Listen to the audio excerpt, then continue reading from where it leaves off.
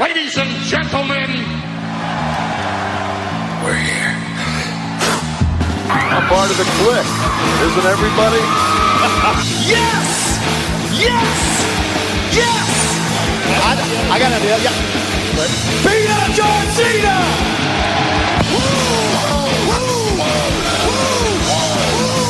Give me a hell yeah!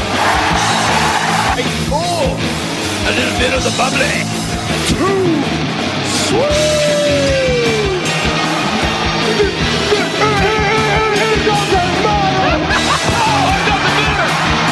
This is where the power lies! I am the man. Beat me if you can! Come on! It's showtime, folks! The following episode is scheduled for one fall, and it is for your listening pleasure. This is In The Kliq. What's up, everybody? Baby Huey here, and joining me once again is my good brother from the Bullet Cast. It's Phillip. How's it going, man? Hello, Daniel. Wow, you calling me by my real full name? That's how the trifecta chief does it. Trifecta Chief. Oh my God. Should I call? Yeah, I'll just call you Phillip. Just return the favor. No, you call me trifecta chief. I'm not going to acknowledge you. Hey, I'm older than you. I'm not going to call. I'm not telling you to acknowledge me. You do once you listen to my shows. Wow. Oh my God. You've already acknowledged me by having me on this podcast so many times. All right, moving on now. How you doing, Huey? I'm doing awesome, man. Better than a good portion of the NXT roster is right about now, which we'll get into. Better than a good portion of people at some wrestling show in Newark. But we have a third man. Can I do it? Oh, you want to do it? Okay. No, Yes. no, go ahead. Absolutely. Ladies and gentlemen, he's one half of the new nation. When we get together, we gonna sting you like a bee and hit you with the NBC. Ladies and gentlemen, is the current reigning, defending, undisputed Bullet Cast champion, Brian Tronic is in the building, baby. Yes, sir. From where? From where? From the Queen City. Yeah, that's right. From the Queen City. Mothers, hide your daughters. Oh my God, man! I need to come up with like a really elaborate entrance for myself now, or intro, I should say. See, you people like make fun of all the names that I have. I do it for You people. you people. I'm gonna cut another you people promo. Okay. Look, I do it for this simple reason. You know? Oh my God, I got coffee now on that For all one. the different recordings. I could be the Trifecta Chief, the Microphone Messiah, the California Classic. You know, the greatest sports correctional podcast from the world today. The most underrated. Phillip, I can't keep track. I need like a spreadsheet or something. What do you all mean? your names. Okay. Look. As Mike Miller said, it's 10 minutes to name all your names. Well, I mean, it's not really that long. You gotta rapidly put them out there, man. I mean, look, I'm the greatest podcaster of my generation. It's only right that I have all these names. My God, man, know? it's too much to keep track. And then when at the end, Brian, if you notice, when Phillip has to plug himself, he has like 10 different things to list off. Last week I didn't do that.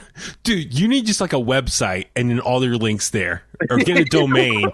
Like, dude, I used to purchase domains for fun. no, dude, Brian, shout out to Brian. He has it right. Literally, you have what? withintheropes.com. Withintheropespodcast.com. Yeah, exactly. Click on that and it's your link tree or your link in bio, right? And it has all your links there. Everything. It's all one-stop shopping. Makes it super easy. Okay, I won't plug everything all the time. No, I'm not saying that. I'm just saying. No, we got it. I'm super proud. You do so many different things. That is awesome. I'm just saying we got to make it like simplify, like streamline, like one-stop shopping for all of the Phillip experience. That's what I'm saying. Phillips. I don't know. I'm just. This almost took a turn. This almost took a turn. I'm just saying. Jesus Christ. We need to get like you a domain of like maybe, yeah, the podfather.com or the trifecta chief. Wait, trifecta, am I saying it right? No. Trifecta chief. Yeah, trifecta chief. I mean, Phil Mandarin chief, whichever one. Yeah. Ooh, Phil Mandarin chief, I like that. Phil Mandarin? You know, like the commander-in-chief, Phil Mandarin-in-chief. Gotcha. Okay. From when I run for office in 2032. Yes, sir. Absolutely. So I'm just saying, we got to get your domain. You can list all your stuff there, or like a link in bio or something, a link tree. Absolutely. I mean, the Oreo Collective is back. I know, exactly. Yes. I do like that name, or a faction. I think we are a faction now. Yeah, we'll throw up O's. That's our signal. So that's the thing. Like, we gotta go to the local independent wrestling shows and represent. Hey, next week I'll be at West Coast Pro. I'll be there too. Oh, I gotta order. I gotta get the shirts. Are you going to be live and in attendance? I'm gonna be live and in attendance. The Bulletcast champion. Wow, will be there. I'll bring the championship for you. Okay. Oh, you can take a photo with it. Yeah, you got Good to luck get with yours that, too, Brian. man. Hopefully, yeah, he'll remembers. What do you mean? Brendan and Cindy got their pictures. Where's my picture? You didn't care enough. Oh, I was busy talking to people. I know. The World Championship was right there, and you didn't care. Well, it was on the table, West Coast Designs table. I didn't want to, there was a line of people waiting to look at it. I know. I mean, it's beautiful. Yeah, no. But anyway, I'm just saying. Actually, that West Coast show next month. West Coast. I'm sorry, I'm getting mixed up with my names now. No, but next week's West Coast Pro Wrestling show should be pretty epic for multiple reasons. We're going to see Danny Garcia, who was just on Dynamite this week with 2.0, aka Everrise. He's going to be there. I didn't know that was them. That was Everrise? Oh, dude. I was like, who the hell is this? Oh, you don't watch NXT regularly, right? I mean, I've seen their faces and I've heard the name. I really just didn't put 2 and 2 together, or 2.0 together. Everrise rules, baby. They're awesome. If they ruled so much, they wouldn't have got fired. But anyway. Well, that's all we'll get into in a second. Carl Fredericks will be back. Rocky Romero. West Coast Wrecking Crew. Yes. Fatu's coming back. Hammerstone. Yeah, dude. The heavyweight champ's going up against Starboy Charlie. Triple threat match, right, with Juicy Tice. Is it Tice Alexander? Alexander, yes. And the guy from up north. I'm blanking on a name, but no. Follow West Coast on Instagram and Twitter and Facebook at the link. Eventbrite. There's only a few tickets left, but it's totally worth it. It's gonna be a lot of fun. We're gonna be out there. But yeah, no. Anyway, Philip, I was thinking I gotta get new In The Kliq shirts for all of us. We can wear them out there. Because I was just looking, so I use Teespring to host our T-shirts. Yeah. And remember when I got you your T-shirt for Christmas? You and I were stuck with the regular cotton shirts, but the soft ones, like the pro wrestling tees, you spend a couple extra dollars, you get that really soft fabric. Yeah. They didn't have them for the big sizes for you and I was upset. I mean, I kind of liked that material, though. I'm not gonna lie. Okay, well, no. So I looked at Teespring, and they finally updated with updated fabric. So, Brian, I guess that's what my question for you.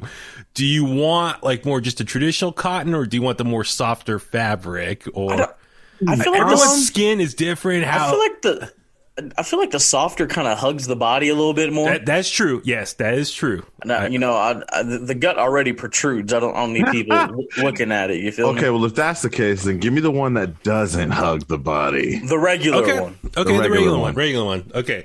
All right, done deal. I will, get those. I don't know how long it takes to get. I gotta see how long it takes to get here. If I do it this weekend, hopefully. Do it right after this. Yeah, that's true. Okay. I'll work on that. So, but no, so much to talk about on this week's episode of In The Kliq. Honestly, I was kind of on the fence on recording tonight. It was a long work week for me. I got home late tonight.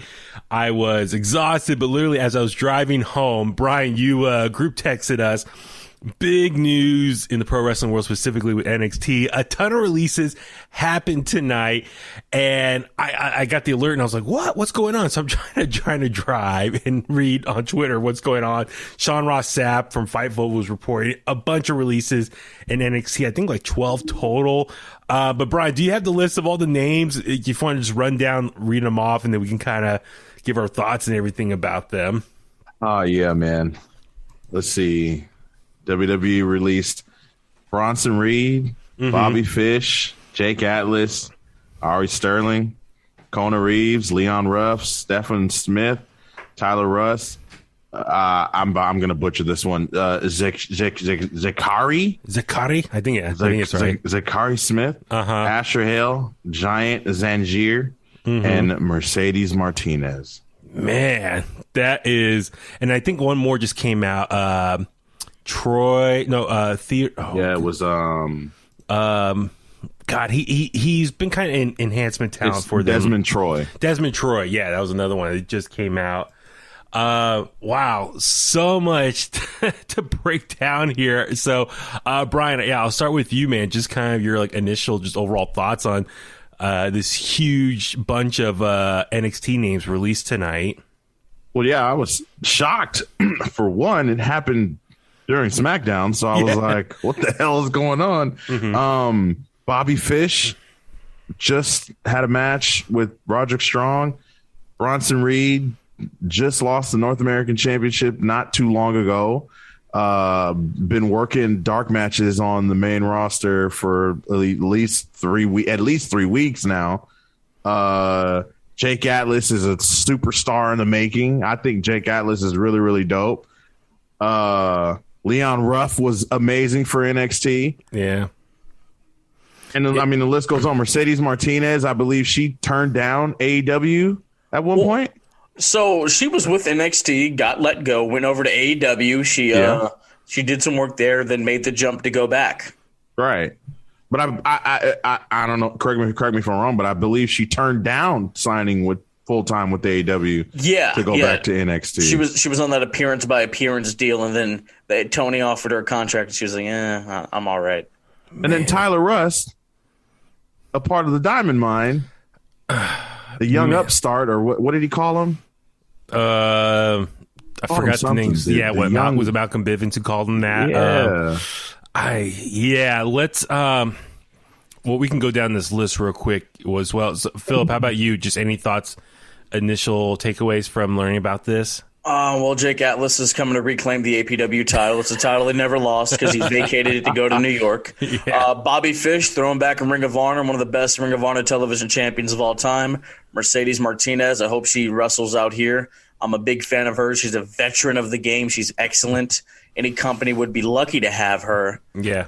Leon Ruff, the guy's got spunk. He's got charisma, won the North American title out of nowhere. Mm-hmm. That was great. Who are some of these other names? Well, okay, so we kind of go down through this real quick. Yeah, I'm with you guys. I was just super shocked. I was like, because it's a mixture of people you see on TV on the regular, successful people who've won titles and have big matches in NXT, and it's also other people who've been in developmental or training with NXT for a while now. So overall, it's really shocking to see them release this many people, and it makes me wonder like what's going on. So it's just no one's safe. Yeah, I mean, I was really speechless. I was looking at the list of names, and I was just like, what is going on? It makes you really wonder over the last year and a half, since April 2020, just over 100 wrestlers. Yeah, just the number released. It makes you really wonder. I mean, I know the excuse has been budget cuts or budget reasons, but now it's like, okay, something's up. They're releasing a lot of people. For years, they were hoarding talent, trying to get as many people as they can on the books that no one else, the competition, couldn't have them. Now it's like, all right, let's let everyone go. It's like it's been a whole 180 as far as their whole business model. So I don't know. I mean, is there really speculation of them maybe trying to sell? I mean, is Vince McMahon really at the end of his pro wrestling run and wants to sell WWE at some point? I don't know. Like, I'm shocked. Like I said, I'm still trying to process all of this. Well, maybe maybe somebody will be bold enough to ask on that next quarterly call. Hey, what's going on, man? Yeah, I'm with you. It's something's up. I mean, they're always like every few years they're trying to work new TV deals, and so I think originally it's like, okay, maybe they'll try to sell to a big corporation like Comcast, who owns NBC Universal, which owns ultimately USA Network and Peacock. And so, outside of SmackDown, everything else is under the NBC umbrella. So could they just sell directly to Comcast and let Comcast run things? I don't know. I mean, it'd be interesting. And then that way they don't have to worry about TV deals anymore. They can just let Comcast own it, and they decide, where they put their TV shows on what channels. I don't know, man. It's a lot to think about. I mean, so we go down this list real quick, and listen, I feel so bad for anyone who loses their job. It sucks. I hope they all bounce back very quickly. I have to keep reiterating this. They still get paid for 30 NXT. You have a 30-day non-compete. When you get released from WWE, you still get a paycheck for while you're sitting at home. Yes. we need to keep reiterating that. Yeah, totally. They're not totally at a loss. Yeah, exactly. Right. So yeah, we'll go down through these lists of names real quick and just why. I mean, try to figure out why. So Bronson Reed, I mean, that's the biggest shocker. He's probably the most successful, I think, out of everyone here. Most recently, as you said, Brian, former NXT North American champion recently. Yeah. It looked like he was destined for a main oh my God, I'm blanking on the name. Main roster run. Yeah, he was working dark matches, testing things out. So you thought when he lost the title, it was like, okay, he's probably going to Raw or SmackDown in the near future, like Karrion Kross is. Yeah. That's not the case, man. I don't know. I know he already tweeted it out. It's like, I'm paraphrasing. He's like, look out, WWE approved, like, you guys made the wrong decision. And he tagged Impact, AEW, New Japan, Ring of Honor, like all the major promotions. Mm-hmm. So I hope Bronson Reed goes on a major tear in the near future.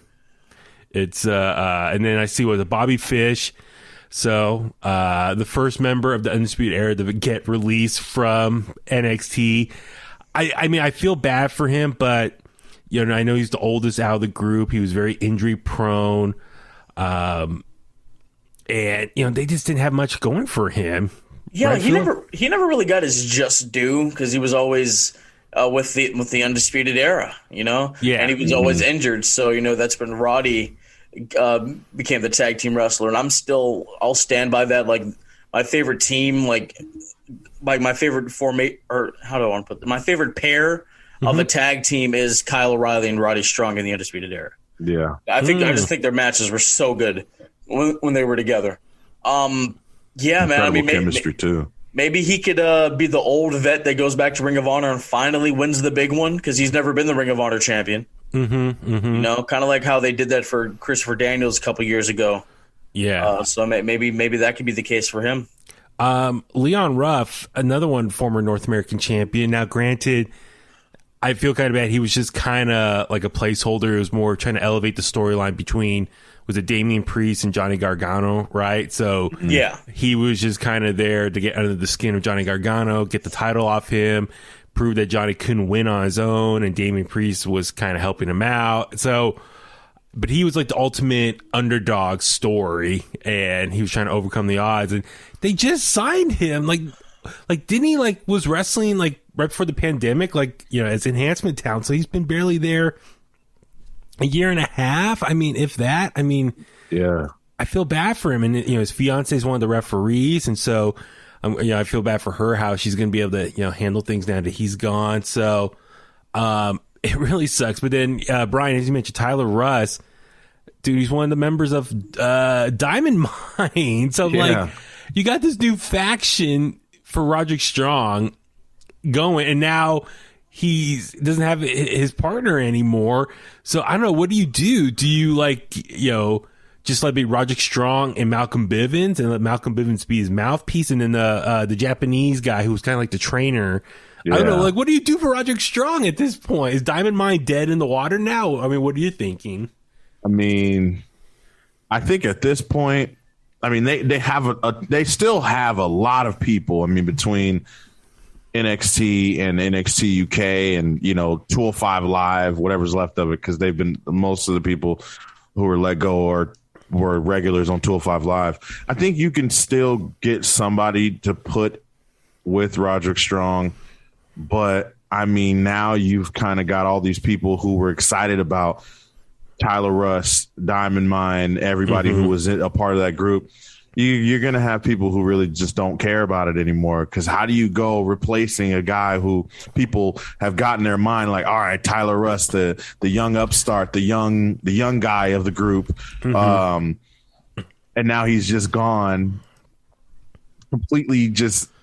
I mean, he was just there ringside on Tuesday, and now he's just gone. I don't know. It's going to be hard to replace someone. I mean, they haven't been gone for very, very long. So, I mean, they have that they can go off of. I mean, it's not like the Undisputed Era. Like if the Undisputed Era had been going on for so long and then all of a sudden they release Bobby Fish, just like, oh, he's a member of the, you know what I mean? Yeah. I don't know, man. It's tough. Yeah, and then Phillip Jake Atlas was released, and that's someone you and I spent the last few years watching really pretty regularly. He was making regular appearances for All Pro Wrestling and West Coast Pro Wrestling up here in the Bay Area. He's a product of Southern California, was at Santino Brothers Wrestling School, and so he was getting his start. He got a lot of traction and attention from wrestling up here. So you and I, we got to see him put on some banger matches. We see him against Jungle Boy. We saw him with Swerve Scott a lot. I mean, that's one of the best matches I think you and I saw in person, right? Was that APW Uncensored show? Yeah, I just got out of Instagram jail because of that show. Because of Swerve's entrance music. That's copyrights. Yeah. And if they release him, I might come on this podcast and have a BF. For those of you that watch White Chicks, you know what I'm talking about. Yeah, Jake, I mean, I've had the pleasure of talking to him. The guy, he is super, super nice, very humble. And yeah, I mean, the matches with Jungle Boy, the match with Swerve. I mean, he beat Fatu for the APW title. Yeah, Marcus Mack saw something in that guy to let him hold the heavyweight title in one of the most prestigious indie promotions around. Yeah, so, I mean, he has something, and hey, man, I'm sure he'll come back and wrestle out here, and it's going to be a pleasure to have him back. Yeah, I was just looking on his Wikipedia, but yeah, I do remember Marcus Mack telling me, he pulled me aside one time and said, you should interview Jake Atlas. He's going to be big in the near future. And then within the year, he got signed to NXT at that point.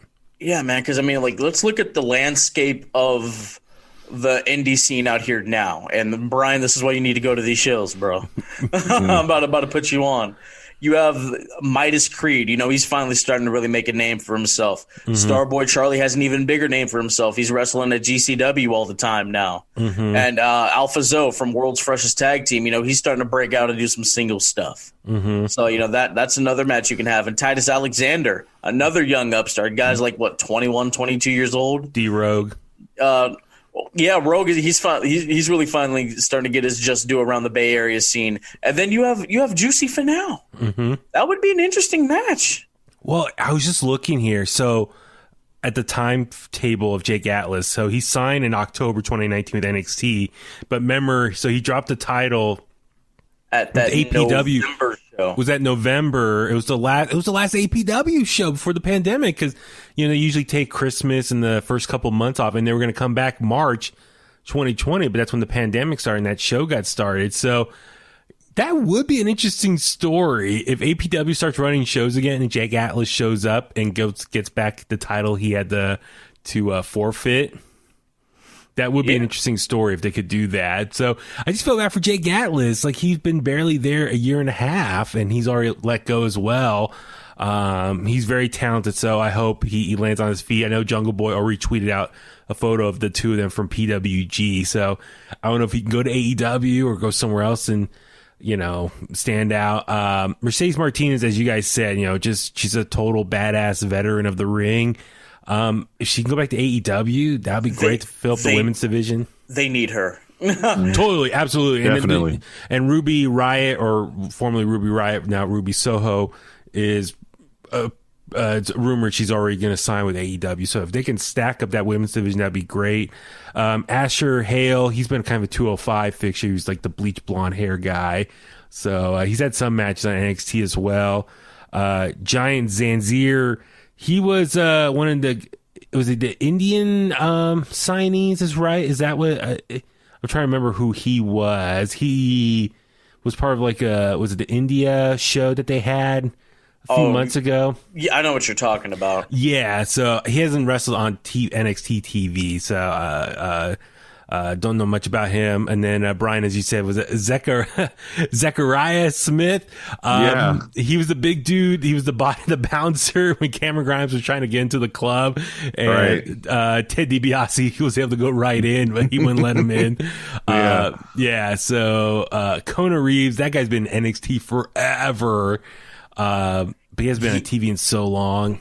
Yeah, he was kind of the guy on like the NXT live events would come out, talk mess to the crowd, and then like a big star. I know like Rey Mysterio popped up at a couple live events and like hit him with a 619, and that would usually be his spot for the night. Oh, jeez. Aries Sterling, he's the purple hair guy. He was on 205 Live, or colored hair.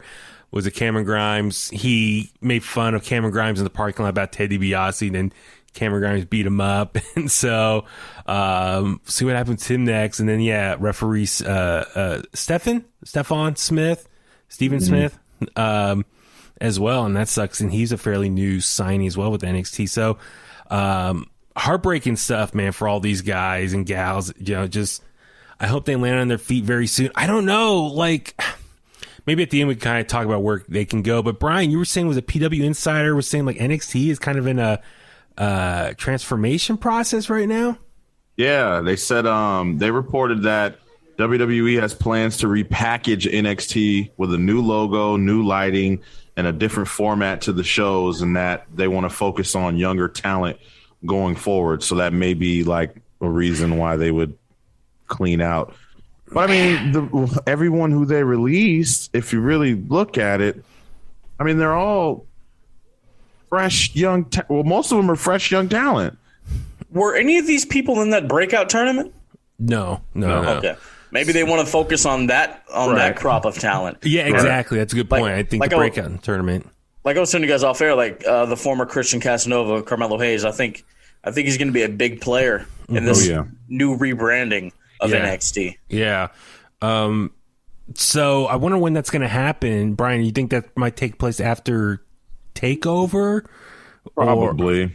And then I feel like they want to get Cross out of there 100%. Maybe it's scary to think, but I don't know. There might be some more releases coming. I mean, it makes me scared for guys like Drake Maverick, Hit Row, Legado, Raul Mendoza and Joaquin. Given like the fact that Hit Row and Legado del Fantasma are such big acts, I don't think they would do that. Hope not. They made a big deal out of Diamond Mine. They got rid of Tyler, so. He was. He's not as big of a deal as anybody in Hit Row or Legado, but yeah, he was like a third string guy in Diamond Mine, and it's like a third string faction, so it's not really a big loss. They basically fired a water boy. Like WWE likes to do like these season premieres like around like beginning of September and whatnot. October, the draft, yeah. So maybe something around that time. That's what I was thinking. That's going to happen, guys. I honestly think that WWE should, in this draft, they should really. Okay. When I see the report of maybe a possible rebrand of NXT, it makes me go, okay. That's what they need, right? I feel like that's what they need. I feel like they need a new setting. We all know that. The CWC is just not working for them. I'm not sure if that's part of the rebrand, but it should. And just a whole new direction. I think they need to hit the reset button. But then I also feel like they should just merge everything. I don't think the brand split is working. Honestly, don't. I feel like, especially with, if releasing over 100 wrestlers, that's, you would think they had that extra hour of Raw. I think they'd have more time for the majority of those guys, especially the main roster ones. But for NXT, they don't have an extra third hour. It seems like it's hard to manage and put everybody on the show and get everyone involved. 205 Live, no one really watches that. NXT UK, I mean, it's doing good over there, but no one really watches that either. I feel like if they merge the brands, at least Raw and SmackDown, at least merged it so that. What are your thoughts, Phil? That's not a good idea. I mean, like, okay, let's say they merge Raw and SmackDown. What do you do with the WWE and the Universal Champions? I say you merge them. Well, yes, less titles is always great. I'm always a fan of. Look, if we're not bringing back the big gold, get rid of that blue atrocity. That's what I keep saying. But I mean, does Bobby Lashley still look as dominant with one show? And we all know he's not beating Roman. Like we all know that's not happening. Yeah. Well, I guess for me, and you guys both brought up a good point as far as, okay, if this is all the part of a beginning process of a rebrand or a relaunch, a reset for the NXT brand itself, new logo. I wonder if they'll keep the same colors though. Like a fresh coat of paint. Mm-hmm. And you said, Brian, like maybe the emphasis, when they get back to younger talent. And for me, when you say that, or what PW Insider says that, I kind of wonder, are they taking a step back and instead of, for the last couple of years, really trying to become a third strong main brand for WWE, this is a step back and kind of a reset that this is a reminder we are just developmental only. This is not main roster stuff. We're going to go younger and,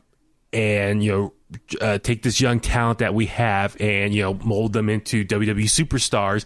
So with that being said, that mindset, that sounds like developmental to me. So yeah. That's kind of heartbreaking because, like, I love NXT. I love the direction they've been on for the last couple years. But I think since they moved to Tuesday nights, I think it's been a lot better than it was for the last, year going up against AEW. I've been saying on my show, sorry, Phil, I've been saying on my show that I feel like NXT has been going in the right direction again. They've kind of been doing their own thing. It's been feeling more like NXT, they're not really in competition with anyone. They're not worried about ratings. They're not worried about pulling main roster talent, bringing them over to NXT. Counter programming all the time. Yeah. I don't watch on a regular basis, but I do tap in. And when I tap in, I'm like, this doesn't hit the same. It doesn't hit different like it used to. Like back when I'm talking like back before Sasha Banks was the boss character. You know what I mean? It was this truly, truly underground band that you absolutely love, that you're watching at your local shoreline or something like that. That these stars are going to be special. And I mean, it's gotten bigger, and that's a good thing. Bigger's always better. They're selling out arenas and whatnot with Cole and Gargano and etc. But I think what they're going to do, they're going to kind of dial it back and go back to that original formula where we virtually have these unknowns who are putting on killer matches. It's interesting you guys say that because this week on NXT, Brian, as you watched when they're kind of showing like the highlight package for Cross and Samoa Joe. And Samoa Joe, his video package was stuff from 5-6 years ago. It was it was the old NXT when he was on. So it was like, wow, like those are the old school days and how far they've come along. So it was kind of like a little bit of a wake up call. Like, man, you think about when Samoa Joe was in NXT, had Finn, had Shinsuke, Sami Zayn, like that initial crew that really took NXT to a whole new level. And I'll be honest, I wasn't watching NXT that much back then because I just didn't know much about it at the time.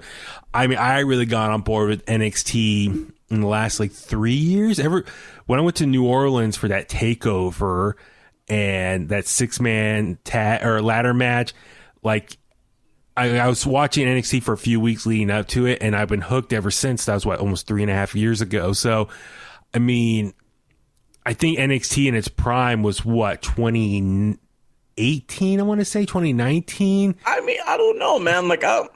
I like how you mentioned that ladder match. Only one of those guys is still employed for the time being. We'll see about that too. Yeah. That'll be our next topic. Like, I was going to the shows out here in San Jose, like 2016 and whatnot, when Shinsuke and Rude and Joe were there. There was something special. There was magic in the water, man. Like, I think what they're going to do, they're going to recycle it because, what's old is new again. So maybe they're going to go back to that original formula from 2012 when Seth Rollins and Jinder Mahal are wrestling for the NXT title. And then so it's 2021. Maybe by 2025 or 6, we get to that NXT that you're talking about, Huey, from 2018. And then we're just going to have to kind of cycle through it. You know what I mean? Yeah. That makes sense. Well, Brian, let me ask you this. If they're going back younger and maybe taking a step back and just focus on being developmental again, which sucks because, one, you're on USA Network. You're not on the WWE Network. When you're on USA, that's cable television. If you want to compete as a strong show, not against only AEW, even though you're on opposing nights now, but just competing with other stuff on cable television, you would think they would want the best roster you could put out there with the biggest stars and not so much these lower tier unknown people that you're trying to build up again. I just feel like from a rating standpoint, competing, releasing a bunch of some of these names doesn't make sense, especially Bronson Reed, who's been getting a lot of good attention, traction lately. I just feel like that doesn't make sense. If this is going to be a developmental show, then it should be just on the WWE Network. I mean, I know they just re-signed with USA Network, so they're going to be around for a while. And then, there were talks about NXT Evolve, their NXT's version of NXT, a developmental show leading to NXT. Right. I don't know if that's going to happen now. I mean, it looks like they got rid of a lot of people. Maybe they'll just combine the two, NXT Evolve into NXT. But my original train of thought was if you're on NXT now, I guess what I'm trying to ask is if you're going younger, what do you do with guys like Ciampa, Gargano, some of these guys who've been on NXT forever? I mean, are they finally due to go to the main roster, or do they just stay working with the young talent? I mean, what do you do with some of these older veterans who've been NXT lifers? Well, I feel. Well, go ahead, Phil. I'm sorry, Brian. No, sorry, I'm sorry, Mr. Chronic. No, man, go ahead. No, I mean, we do one of two things.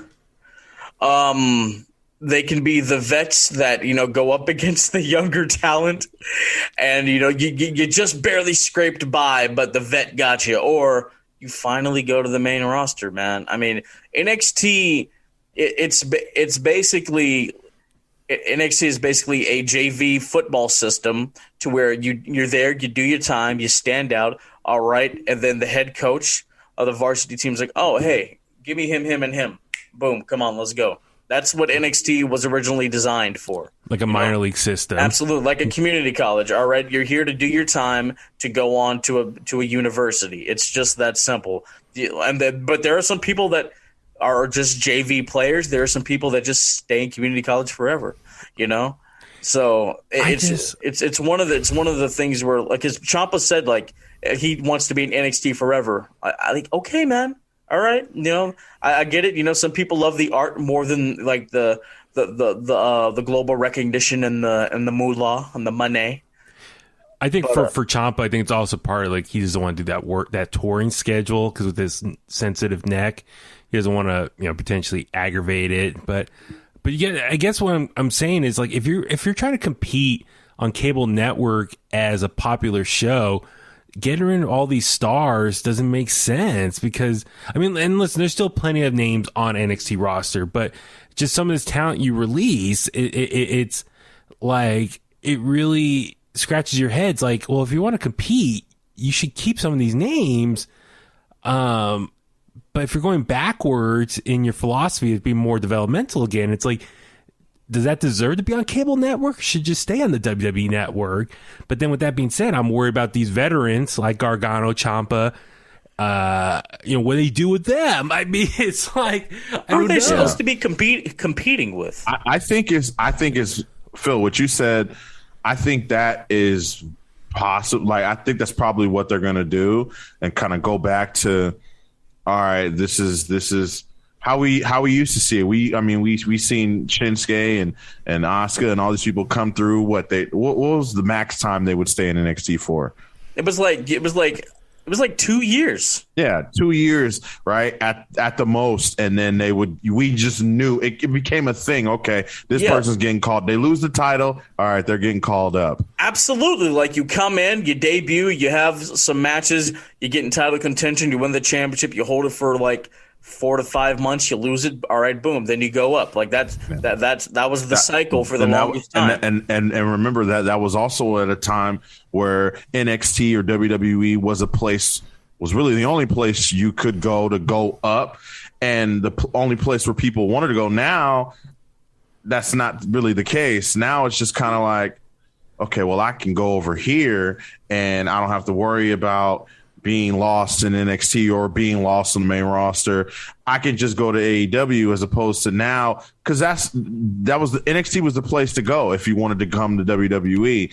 And if you notice, WWE, NXT haven't really had that fresh new talent come in. And I mean, I think the pandemic may have had a lot to do with that too, but NXT haven't really had the fresh new talent come on the scene. And we haven't seen the NXT guys be called up either. But with the draft coming, I think this is probably it, where we see guys like Gargano and Ciampa and maybe even Joe again get called up. I think Raquel Gonzalez might get called up. Maybe Adam. Yeah, well, we'll get into that one in a second. But no, Brian, you brought up a lot of good points there. I kind of wonder, and I'll throw it out there to you guys. So remember, was it like last month or wherever it was, Vince McMahon went to the Performance Center to watch the NXT people perform, and the rumor is like maybe he's trying to figure out who to scout to get called up to Raw or SmackDown. I kind of wonder, just playing devil's advocate, I wonder if he went just to see who is just not performing well and he wanted to let go now. Like, I honestly think that's probably what happened. I mean, that's kind of like a little bit of a interesting way of thinking about it. Like, he's like, listen, we got to make more budget cuts. All right, let's review who's in our Performance Center, who's performing well and who's not. And, see which ones I want to take for Raw or SmackDown and which ones we can just get rid of. So, oh my God. But what if that actually happened? Like, what if he was just there and it was like, who the hell is that? Well, it's Bobby Fish. I hate fish.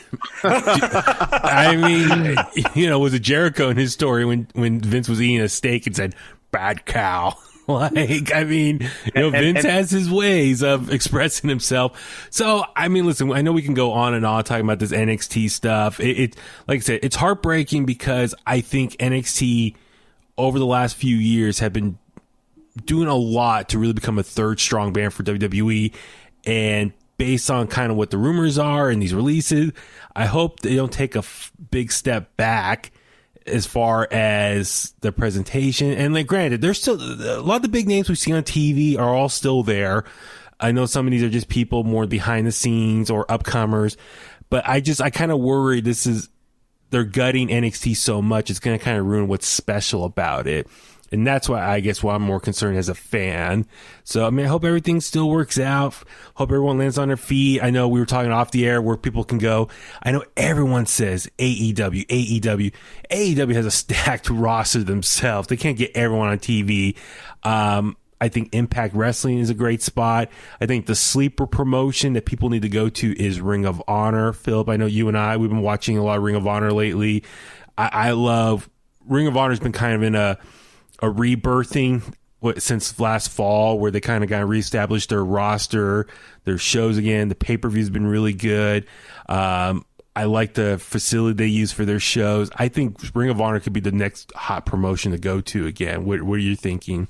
No, absolutely, man. Like get a lot of that talent, because I mean, like when the Elite left Ring of Honor, it went down. It went downhill. Nobody cared. Nobody gave a damn. Maybe we get some of these stars that have been let go. Like I threw Bray Wyatt's name out there. I think he would rejuvenate major interest back in Ring of Honor again. And then you get a lot of these other stars. Like get Mercedes. I want Mercedes to go to AEW because they need her. But you look at Bronson Reed, just a monster running a rough shot.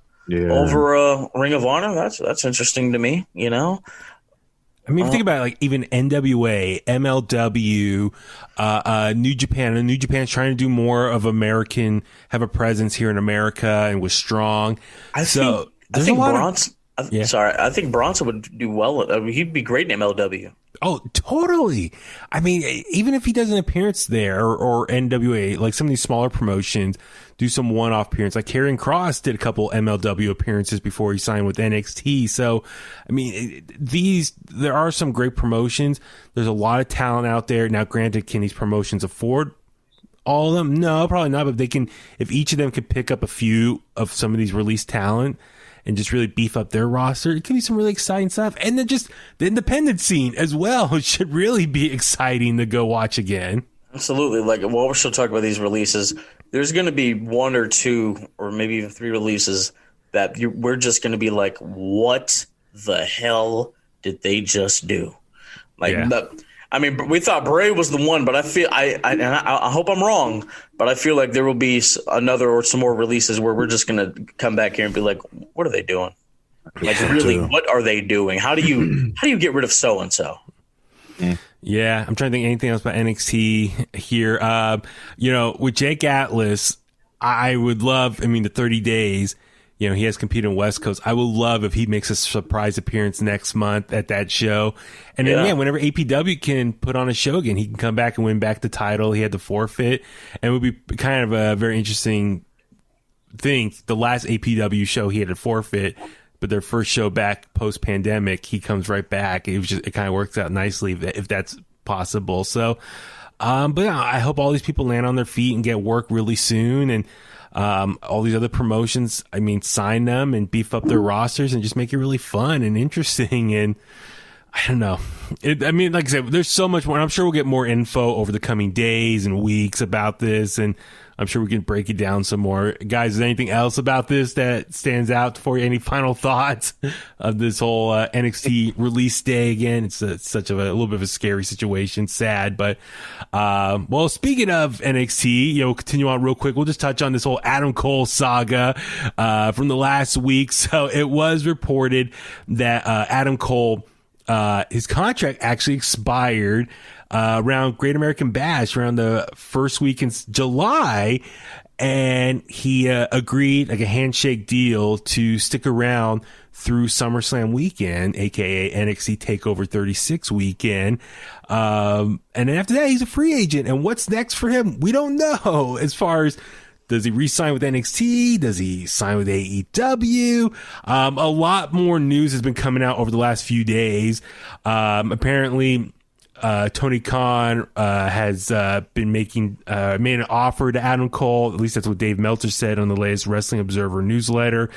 But Tony Khan contacted him and says, no, we did not make him an offer. I think they probably did that on purpose, because I think when you're in the contract with someone else, you're not allowed to negotiate with other companies. That's my guess.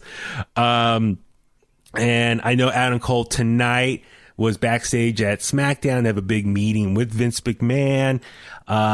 There's a lot going on with this whole Adam Cole situation here.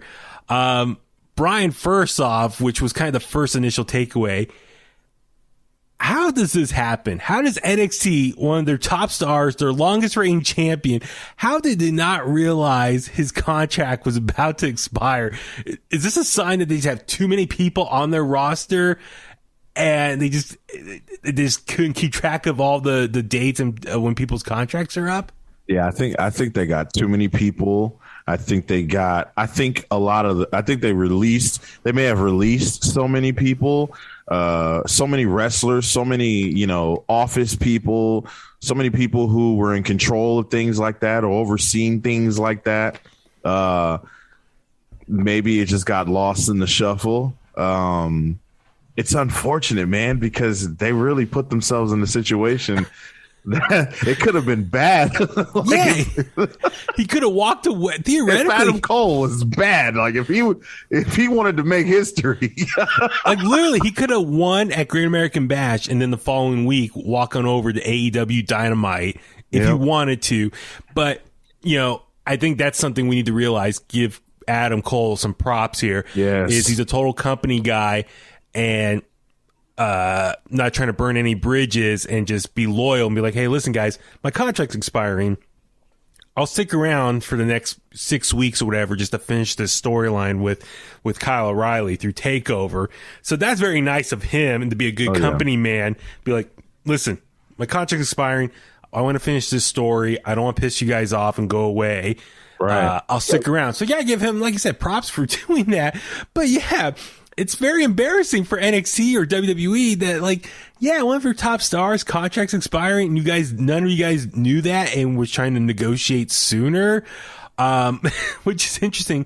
But at the same time, did Adam Cole, I mean, if your contract's expiring, if I'm Adam Cole, I would think like maybe 6 months out would have been telling people like your bosses like, hey guys, my contract's coming up in a few months. Do you want to start negotiating now? Like, I'm surprised it sounds like I interpret it that he was just being quiet and not saying anything, not bringing this up. Like, if I knew my contract was coming up, I would have maybe said something. But then again, maybe he does have interest elsewhere, so he's not going to bring a lot of attention to that. He just want let's quietly let it expire and let them scramble to try to keep him around. So, very interesting situation.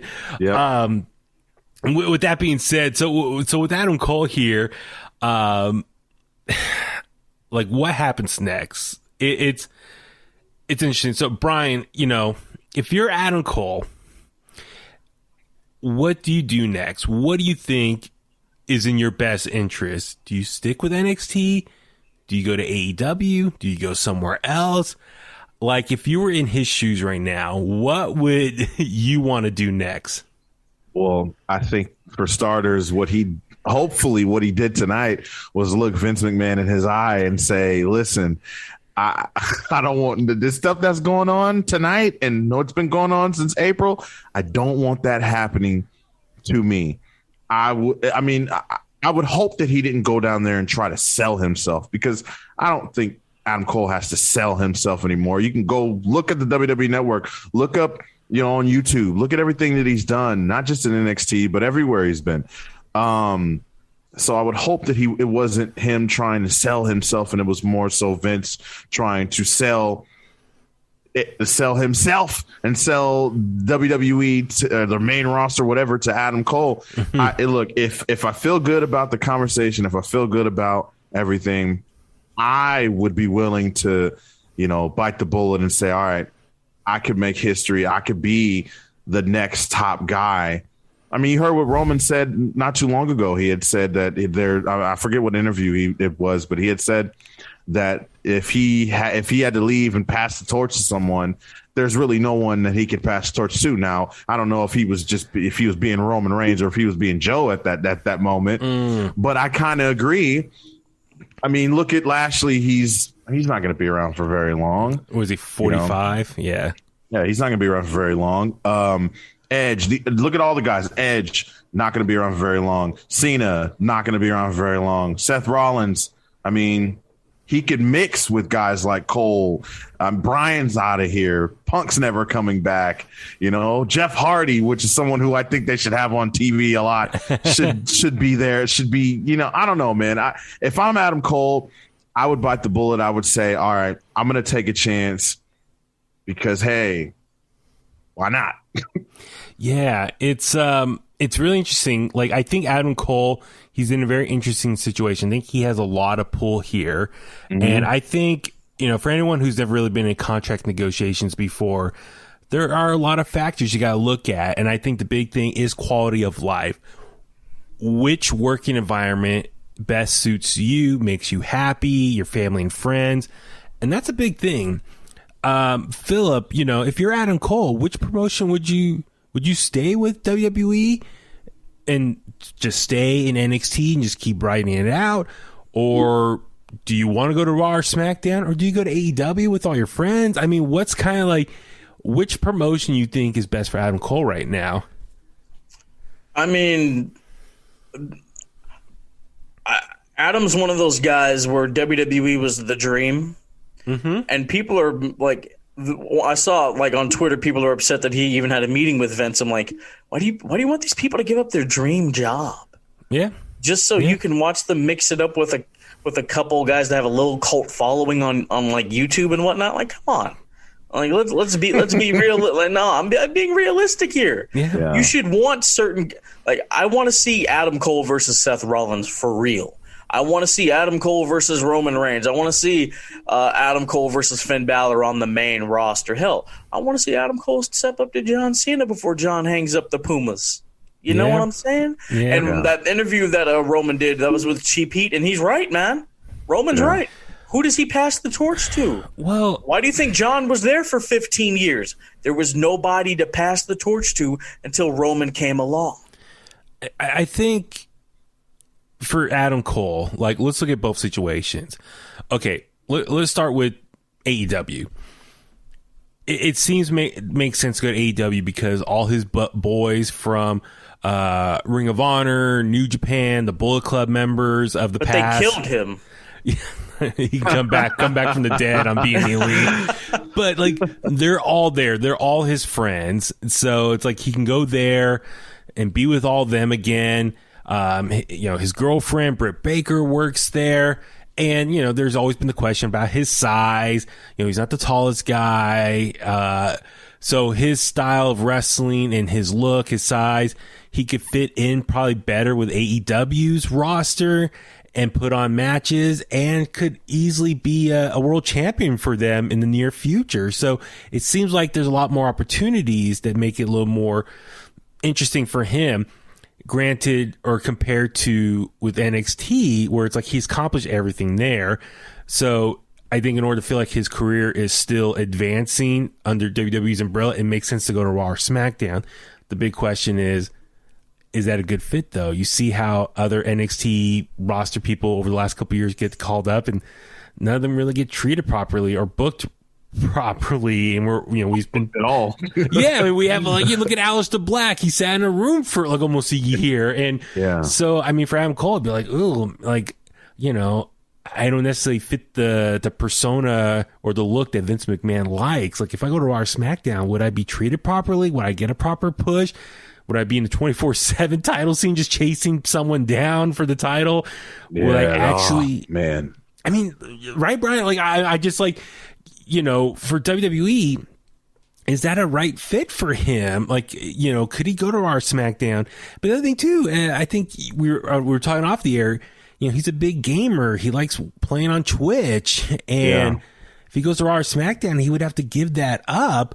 I don't know if he makes a lot of money off that, but just having that freedom, and no longer be able to do that in order to be on Raw or SmackDown, is that worth it? And that's going back to what I said earlier about quality of life. Like, there are things outside of wrestling he probably likes doing, but if he can't because he's on Raw or SmackDown now, that might kind of suck just from your limitations as a WWE superstar. So, like, all these options, how do you juggle it? So, like I said, I don't know what's best for him. Like, unless he just stays on NXT, but maybe they give him Raw or SmackDown salary. Mm-hmm. Like maybe he says, all right, I'll stay on NXT, but pay me like a main roster salary. Because remember, stay there and do what? Exactly. Do what? That's it. I mean, I don't know, Brian. Like, do you think there is a perfect situation though in WWE? Do you think he goes to Vince McMahon tonight and says, I'll stay, but you let me get a main event push on Raw or SmackDown? I don't know if he would talk back to Vince like that, but I wonder if he could actually demand that. Yeah, I feel like it's a very tough situation too, because you do got Roman, who is at the top, and I don't see Adam Cole coming in beating him anytime soon, let alone anybody else. But then the WWE Championship, though, is kind of up in the air. I mean, you got people thinking that it's, a Big E will possibly go over. I mean, the draft it really should be all about fresh and new stories and new everything. And I feel like WWE is not really good at that, Yeah. Like, they're not really good at creating fresh and new, shuffling everything and saying, all right, we're gonna make it feel great. I think Adam Cole, as you mentioned Britt Baker, and I didn't think about this. Like, he's got like all the. I mean, he could really. I mean, it really comes down to, do I really want to come here, work all these dates, travel, do all these things, and be away from Brit, not even just his buddies, but be away from Brit, because right now he's only working NXT. They're not doing live events, so he's home with her, and she's, AEW don't work a lot. Like, they don't travel or do much either. Mm-hmm. They work probably like once a week. Yeah, and then with Rampage, maybe Rampage will be twice. Yeah. Well, with the roster they got, I mean, they might be going a little brand split too. But, I don't know, man. I would have. And then I think another factor for Adam Cole, you got to think they're getting Daniel Bryan, possibly CM Punk. I mean, is there room for Adam Cole over on the AEW? Other channel? No. Look, there's not even room for Daniel and Punk. Okay? Like, Jesus Christ. There wasn't room for the last 20 wrestlers they signed. Well, that's the thing is, I know everyone says, oh, AEW has all their friends. Well, I know he has friends in NXT. And you think, and keep in mind, he's a very much a company guy. I'm sure he has a great relationship with Triple H. He probably loves Shawn Michaels. And so 2 of his idols he's working for in NXT. So I don't know if he wants to give that up. So you think about that is, 2 of his idols that he, as a wrestling fan, are there, and he has probably friends on that roster as well. So maybe I can keep doing what I'm doing, but then look, maybe, Phillip, as you said, maybe he has a dream to be WWE champion. Look, and he hasn't accomplished that. Maybe he wants to finish this out. What's wrestling about? Making friends or making money? Making friends, being buddy, or making money and winning championships. Yeah, I don't know. I'm curious. Like I said, I know Dave Meltzer reported that Tony Khan reportedly offered a contract, but Tony Khan asked him to retract that statement because, technically that's illegal. So, but hypothetically, let's say if Tony Khan told members of the EVPs who are friends with Adam Cole to maybe pass a message, hey, we could potentially offer you this, hypothetically speaking, wink, wink. But what I'm saying is, maybe Adam Cole, it's like, okay, I can go to AEW and be a guaranteed main eventer there and probably be a champion in the near future. All my friends are there. My girlfriend's there. I can keep doing Twitch. I can maybe, and I know one of the Wrestling Inc. 10 article says he has a lot of interest outside of wrestling. So maybe in the gaming community. Yeah. And there's he's a big part of Up, Down, Down too. Yeah. And then you think about it, they work less dates compared to WWE, and maybe he can make the same amount of money, but working less dates, so less wear and tear on his body. More creative freedom. AEW seems to have a lot of good options, but then WWE, it is the big company. And for your own personal wrestling legacy, if you're able to accomplish all the big, championship wins and stuff, that no one can take that away from you. So maybe he does have those goals that he still wants to accomplish. He did accomplish everything in NXT, but maybe he wants to go above that. I don't know. I don't know where you go with all this. Huey, what would you want to do? Main event WrestleMania or main event Double or Nothing? It's almost like a rock band. It's like, do you want to be like, quote, a sellout and play like all the big arenas and festivals, or do you still want to be the cool indie darling and have that cool underground factor? So of course you want to main event WrestleMania, the biggest show ever, pro wrestling show ever. I think, for me personally, I would want to main event WrestleMania. I can already see Adam Cole at a WrestleMania walking down the ramp. Can you? Come on, man. 80,000 people. Adam Cole, baby. That would be pretty awesome. Yeah, come on. Look, I'm sure he was like, so what's the plan?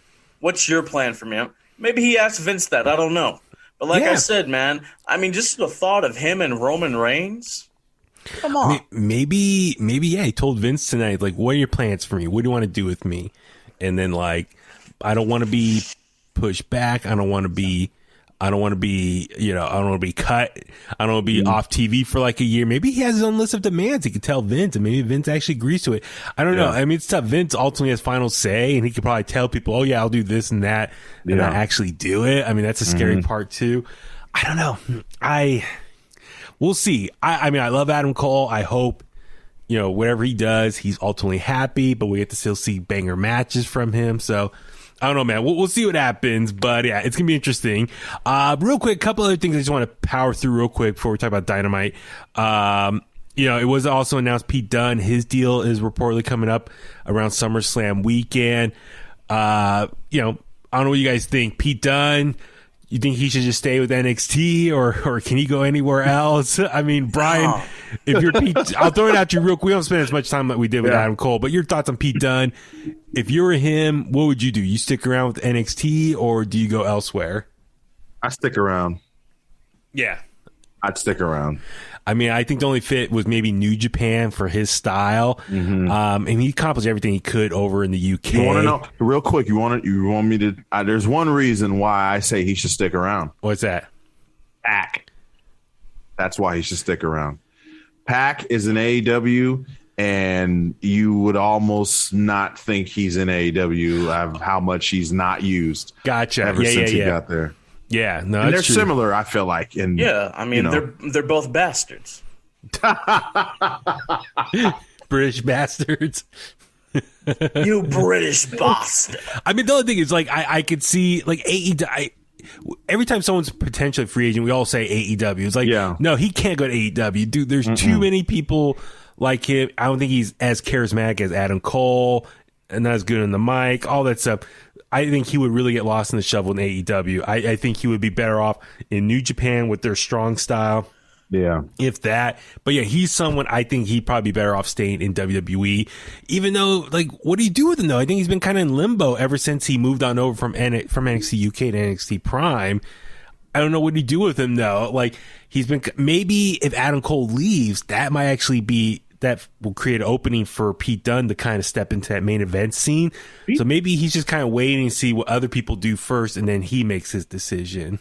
Pete was NXT UK champion at one time, right? For the longest time, Walter broke his record. Okay. I was just making sure. Yeah. Pete Dunne very successful, and he was the second champion because Tyler Bate, Mustache Mountain guy was first. God, that was a long time ago, man. That was like 3 or 4 years ago. He needs some gold, man.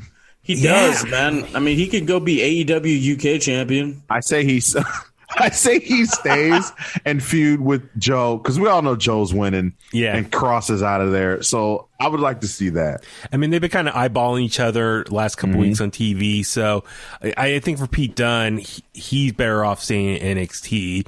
Just because, like I said, I think he's probably waiting what other people are going to do with their careers, and he can jump on over. So, yeah, we'll see what happens there. And then last but not least, as far as free agents go, it was announced earlier this week that Ric Flair asked for his release and got it. He's no longer part of WWE. Man, the Nature Boy, no longer part of WWE. Very shocking. Man, Brian, your thoughts on, the Nature Boy, a free agent to do whatever he wants now. Yeah, he'll be on AEW pretty soon. he'll be there soon. I'm confused because the reports say that he was confused about booking. Is it his booking? Is it Charlotte's booking? Is it booking in general? Both. Okay. Yeah. Okay. That was a while ago, though. So I don't understand why he would ask for his release now after, I mean... I forgot all about Lacey Evans. I forgot she was still with the company. That's how long it's been. Yeah, so apparently he actually met with Vince and, told him he wasn't happy with his booking. I guess he wasn't a big fan of the Lacey Evans storyline where he impregnated her. And I guess he also was kind of frustrated with Charlotte's booking, which I was kind of like, was it during that same time period? Because remember, she was gone for a good portion of 2020. Like, she took time off. So I don't know, was it before that? I mean, Charlotte has a lot of gold. I think he was talking about the direction the Rhea Ripley story took, because like a lot of us were like, what the hell are they doing? No, man, he might be trying to set the tone to get Charlotte over in AEW or something, man. I don't know. Hey, man, but like, we talked about it on a BC, man. I mean, Britt Baker versus Charlotte Flair, give it to me. Give it to me. I can hear Justin Roberts now. From the Queen. Ashley Flair. Dude, she probably would have to go by Ashley. That would be kind of crazy. That would suck. Oh, I don't even want to think about that. But apparently, Ric Flair met with Vince personally, and this was a Vince call. So I'm like, wow. Like, I was really surprised they let Ric Flair go because, like, he's ultimately, arguably the GOAT. And I know he was under, like, a Legends deal, and I don't know how much you get paid, but apparently this last contract he signed in 2020 was a pretty good. I mean, this one article here on Wrestling Inc. said it was a tremendous WWE ambassador contract. I think he was making more money here than he ever made in the 90s in WCW. I know there's a different time period, inflation and whatnot, but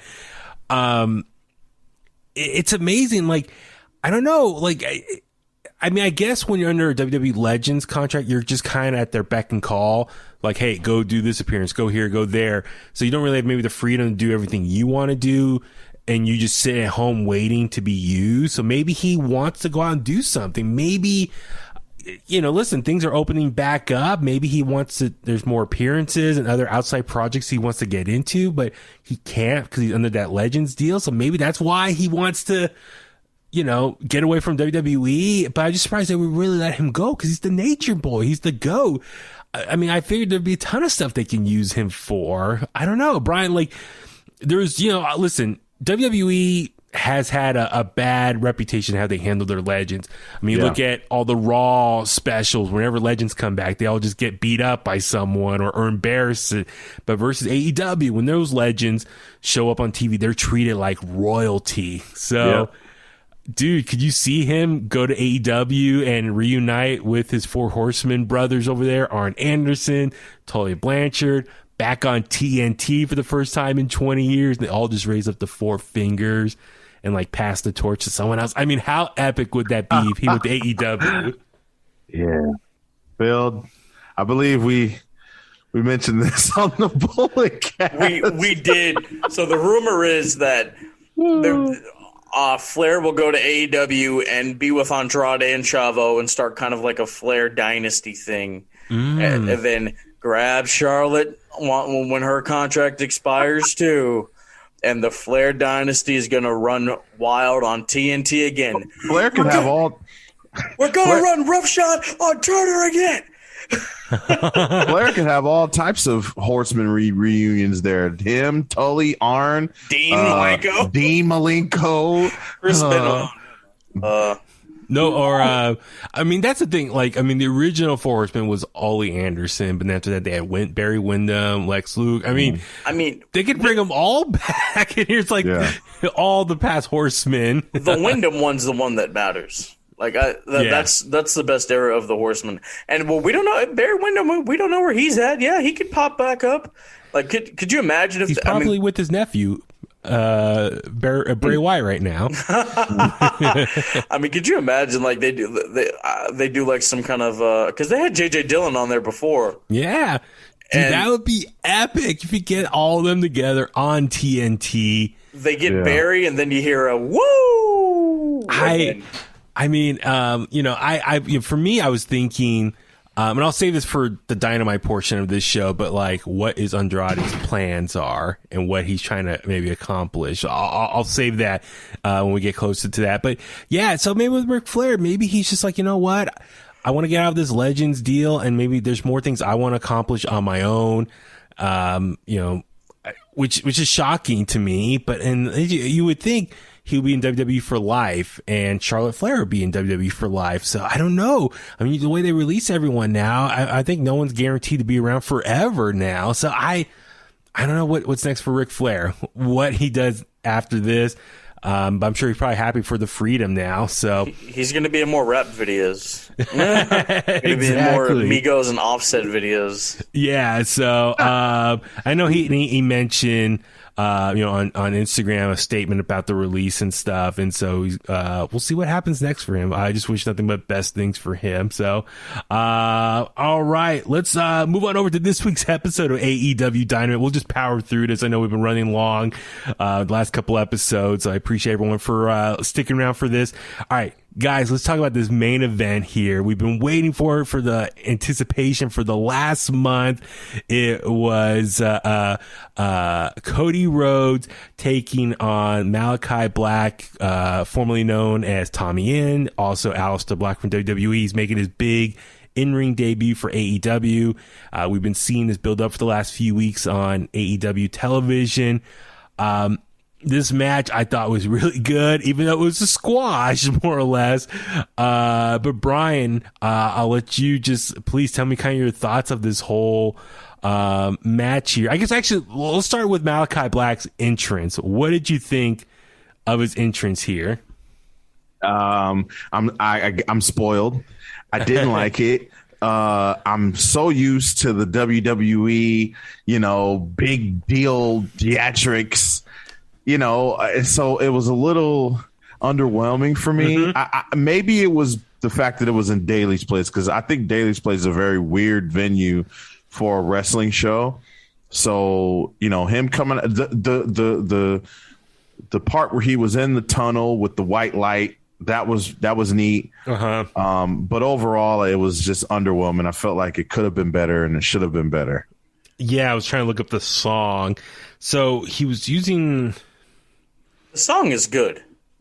It just, for whatever reason, it was like, I don't know, because of his Daily Place and it's outdoors, and the way sound just travels away. Like, I couldn't really hear the song. It wasn't that clear. I know he posts on Instagram about it. I was going to try to listen to it a little bit closely with like earbuds and stuff, but I felt like I couldn't really hear the music that well. It wasn't that full. It just felt like, because it was outdoors, the music was just escaping into the air. Yeah, no, that's true. I guess I'll go with the entrance. I thought it was cool. Obviously, the WWE one so much better.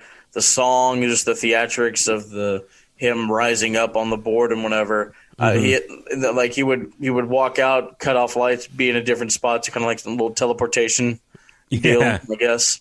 Yeah. The fact that they went to Daly's Place so soon after being there for over a year was not a good move, in my opinion. Like, I would have tried to get as far away from that place as possible. Yeah, I know. I'm with you guys. Like, I was watching this, like, wait, they're back at Daly's Place again. They're calling homecoming. They just were there last month and making a big deal. That was their last time there for a long time. It's like, wait, they're back there already? Side note, have you guys noticed something? Like, AEW and WWE, they're doing shows in, like, around the same territories more often. Yeah. Like Dallas got both one week, and then Chicago, like Tampa got SmackDown today, and Jacksonville got AEW on Wednesday. I mean, they're following each other. But no, I for me, I was like, wait, why are they back in Daly's Place so soon? And it was an okay show as far as the matches go, but the main event, everyone was super pumped for, just to see Malakai Black make his big return. He also wrestled, I guess, this past weekend down in LA at the PWG show. But, his entrance, I was like, okay, like the light, like the music I couldn't really hear, so I couldn't get into it. But the lights, I was like, okay, cool. And he had the cool, like, mask on, and like the black gear with it. I was like, okay, kind of cool.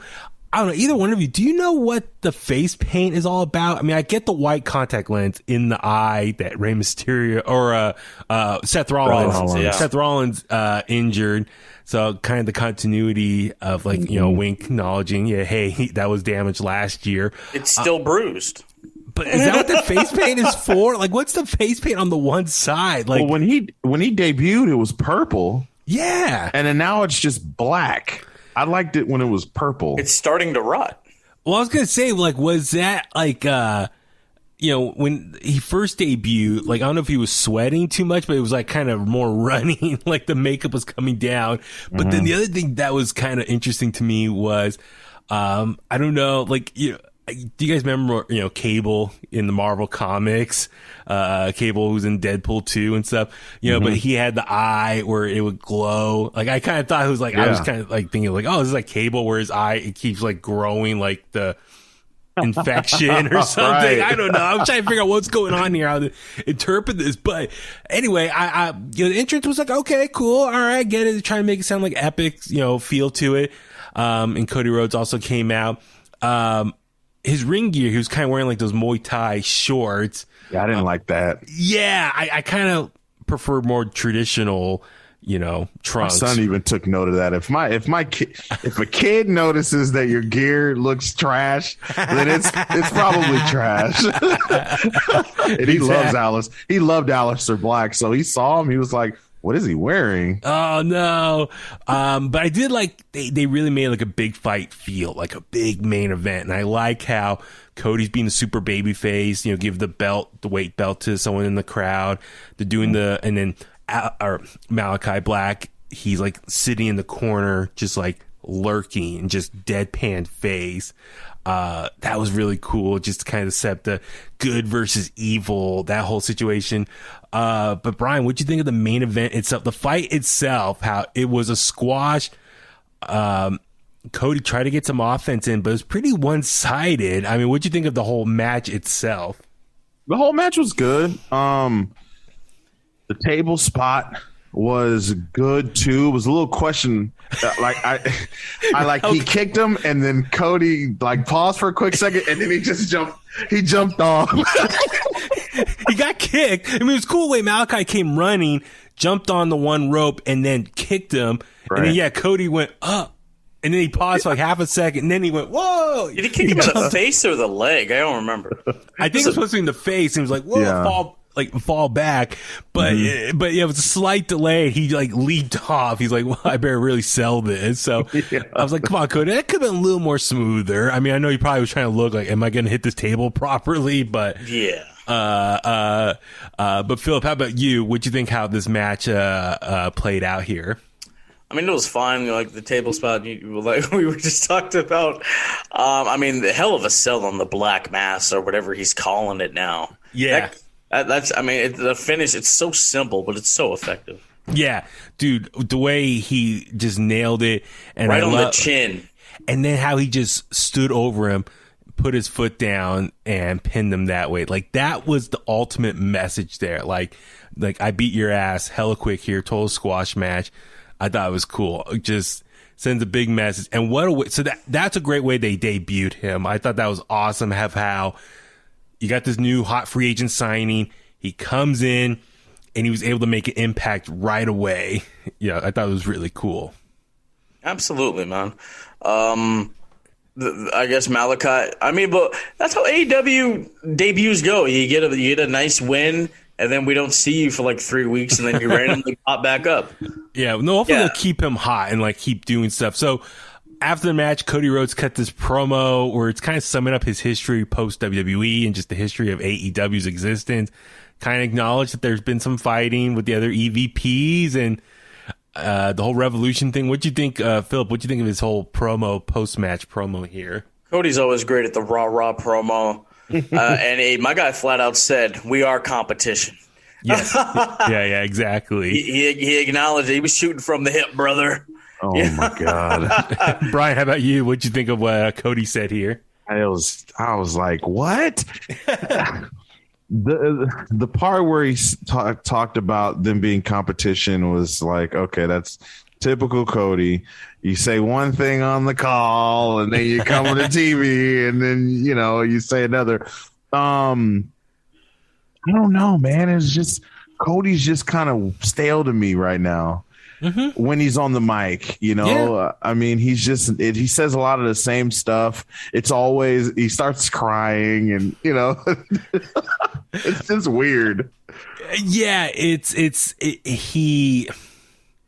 I saw on Twitter, some people were kind of like, Cody made it about himself still. Like, this is supposed to be about Malakai Black, establishing him as arguably the next big top heel for AEW, dominating squash win, yet Cody makes it very dramatic and made it very much about him and kind of took away from Malakai Black's the guy was teasing a retirement. Okay, it could be about him for that. Well, but I see, for me, I interpret that's just part of the setup. What we saw next when Malakai Black comes back out, Cody's taking off one boot, and if he was trying to signify that he's retiring, he's gonna leave his boots in the ring. He only got one boot off before Malakai came back in and hit him with the crutch and knocked him out.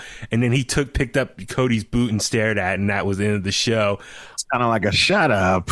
Yeah, totally. But I think what's kind of cool is I wonder if Malakai Black, that could be maybe part of his gimmick where every person he defeats, he takes something from them, like a hunter or something. Like he has like a stash of all these memorabilia, whatever, from all the different people he's defeated. And then he goes back into that room that he was sitting in WWE, and then the light finally comes on. He one of those string light where you pull the string and then boom, the light comes on. And it's this case of like Cody's boot, some like Evil Uno's mask, Rey Mysterio's mask, Rey Mysterio's eyeball that came out, well, like stuff like that. That'd be cool. Well, so that's the thing. It's like, I think.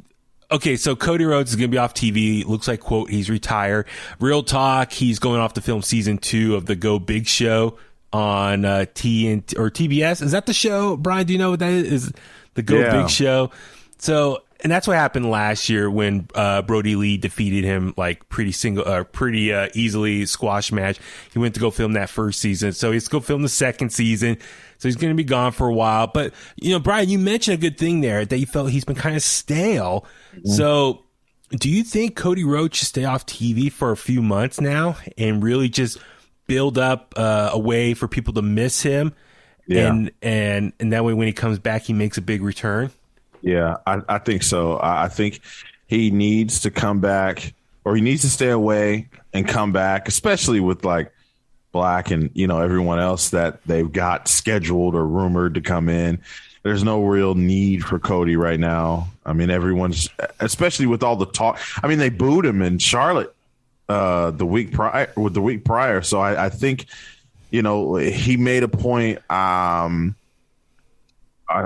think it was during the conference call or whatever that, they have their ear to the streets. They want to, when it's time to change, they'll know it and then they'll do it. So Cody, it's time to make a change. It's time to go. Well, I think it would be kind of cool if Malakai Black uses this to his advantage.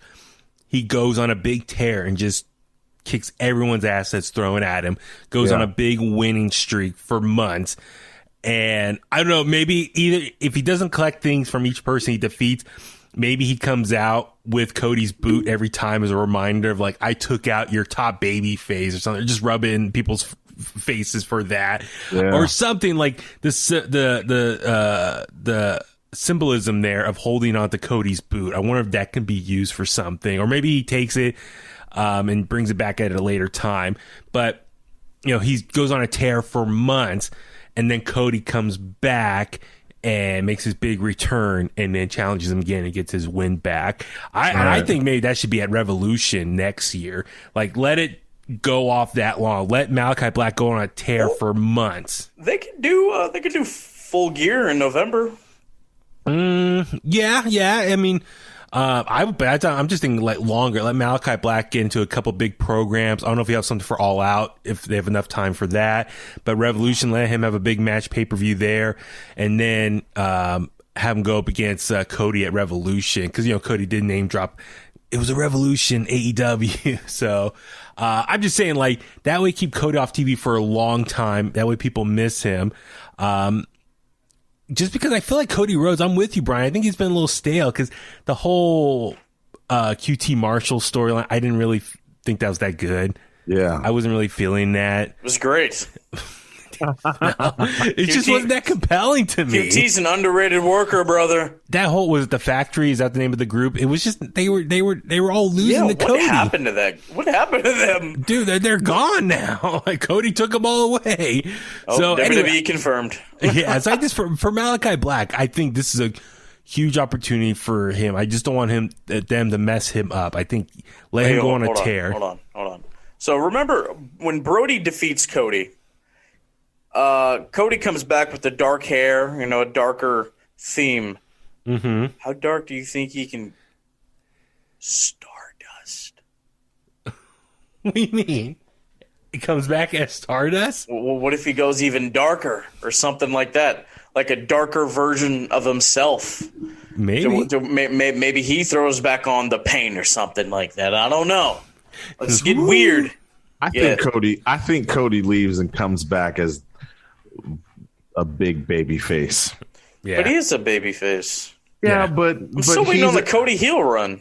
He's a baby face, but no one really likes him when the bell rings, no one's really caring that much. What do you mean? and Don't everyone talk about his bell to bell. Everyone in AEW likes everyone right now. I was just gonna ask you guys real quick, like when is it gonna come to a point where we can actually get people to cheer for the bad guys and the good guys, or is that never gonna happen in AEW?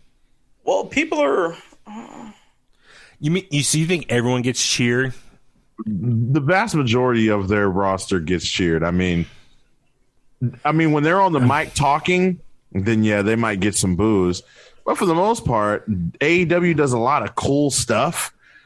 Everybody cheers it. Like, well, I think that's kind of a problem with. I don't know if this is the right comparison. AEW really tries to capitalize on that whole independent wrestling vibe, and independent shows, people cheer everyone or kind of express their emotions, while WWE crowd's a little more trained to like, okay, this is a baby face, we're gonna cheer for them, this is a heel, we're gonna boo them. Well, they got that button now, that Thunderdome button too. So I don't know if it's just AEW needs to do a better job training or their audience to act a certain way. I mean, Aleister Black, that's the thing, like, Aleister Black squashed Cody, and I'm sure a lot of people love that. So even though he's a heel, they love that they beat up Cody, who they might be tired of. So they're like, yeah, you do us a favor, you got rid of him. Yep. So he's going to have, babyface love right there, even though that's not supposed to be the way. Kenny Omega and the Elite, I think they act so obnoxious. I think people boo them for that. MJF is so good on the mic; he gets good natural boos. But outside of that, it's kind of tough. I'm trying to think. Phil, is there any other heels that get legit, sincere boos or heat from the crowd?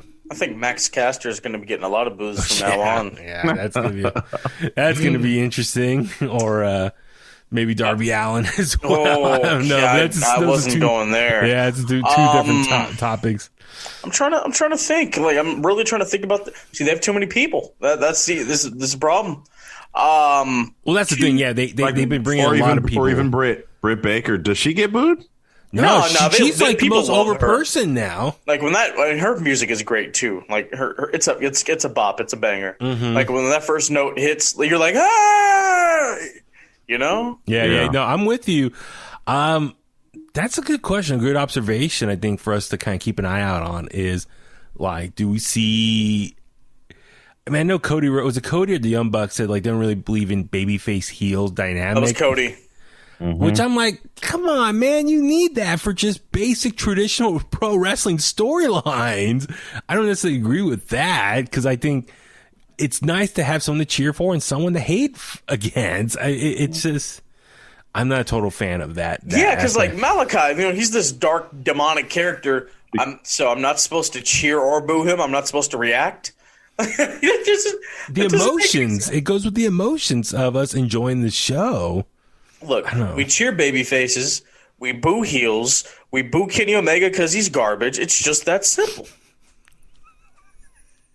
I don't understand. I think I think it's a lot of the independent guys, New Japan, Ring of Honor, a lot of because I'm thinking back to when Bobby Fish and O'Reilly and Cole came to that takeover and the explosive reaction that they got from attacking Drew. And obviously they went on that heel path, but they were so loved.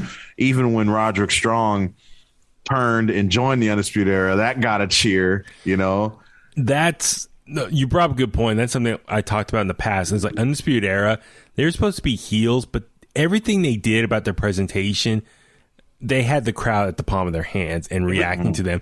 Coming into the ring, doing the boom. It was the song. The song. And then like Adam Cole, baby, like the crowd was responding to them. I remember like a long time ago we were saying if Undisputed Era were real heels, they would fake the crowd out, be like, they go boom. They said, nah, like this wave off, like, nah, you guys don't deserve it. You don't earn it. And then Adam Cole, baby, nah, we're not going to do it. With the Kyle O'Reilly guitar thing, so they were playing into the crowd and giving them what they wanted. So that's why the crowd loved them, even though they were heels. So that's a bigger topic. I mean, I think that's something we get John LaRocca on, because that's something John LaRocca has always been kind of frustrated is, the heel babyface dynamic. It needs to be more black and white clear of like, if you're a heel, do heel stuff in the ring to get heat from your opponent and from the crowd to hate you. And I think a lot of people don't do that anymore. And same thing for babyface. Like, be the underdog, overcome the odds. I mean, Brian, you're opening a big can of worms. That's a great discussion topic. I hope to kind of save that. Yeah.